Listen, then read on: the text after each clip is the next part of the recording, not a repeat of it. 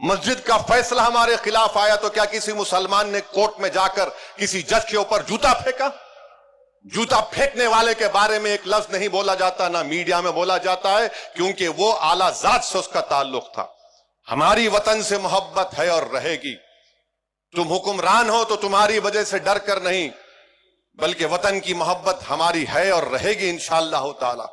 की तारीख उठाकर पढ़ लो। जो लोग आज मुसलमानों को गाली देते हैं और वफादारी का सर्टिफिकेट हमसे पूछते हैं, इतना सब हमने सहा और कल भी सहेंगे, मगर वतन से नफरत के मजाहरे नहीं किए। इख्तिदार पर बैठकर जुल्म करने वालों से हमने कहा कि तुम जालिम हो, हम तुमसे नफरत करते।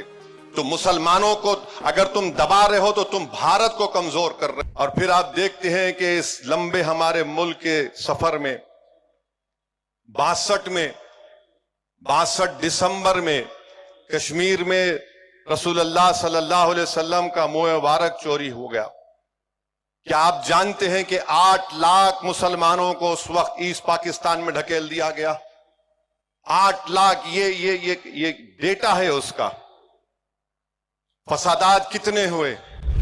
दिल्ली का मैसेकर हुआ आसाम में, आपने देखा फसाद हुआ हाशिमपुरा का, मलियाना का।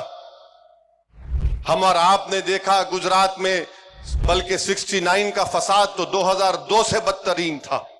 फिर 2002 की नस्ल कशी हमने देखी, 2019 का दिल्ली का फसाद देखा, हैदराबाद के फसादात हमने देखे। मगर एक बात जो लोग समझते नहीं है वो ये है कि इन तमाम फसादात को हमने देखा, हमारी मस्जिद को शहीद कर दिया गया।